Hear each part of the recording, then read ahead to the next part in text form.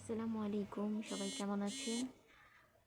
একটা কন্টেন্ট বানাতে আমার কত টাকা খরচ হয় এবং ওই কন্টেন্ট থেকে আমার কত টাকা ইনকাম হয়, এর মধ্যে আমার কত টাকা কস্ট থাকে, মানে মেকিং কস্ট, মানে কত টাকা আমার প্রফিট থাকে একটা কন্টেন্টে, ইনকাম থেকে আমার লাভ লস গুলো নিয়ে আজকে আলোচনা করব।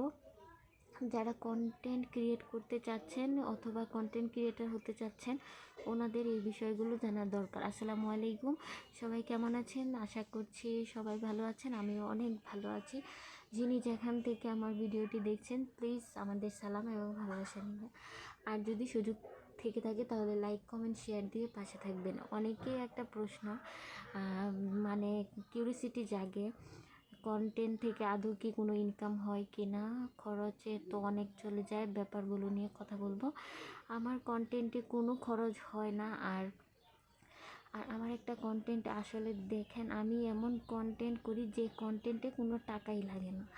আমার কন্টেন্টের জন্য আমার কোনো এডিটর লাগে না, আমার কন্টেন্টের জন্য কোনো মডারেটর লাগে না।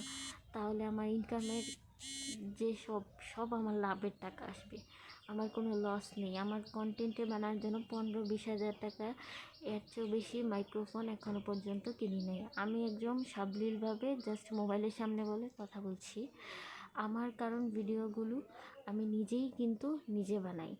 তো আপনাদের আশা করি বোঝা হয়ে গেছে যে কন্টেন্ট তৈরি করতে কোনো টাকা পয়সা লাগে না, আর যা ইনকাম আসবে সব আপনারই থাকবে, কোনো কস্ট ছাড়াই আপনারা কিন্তু ইনকাম করতে পারবেন।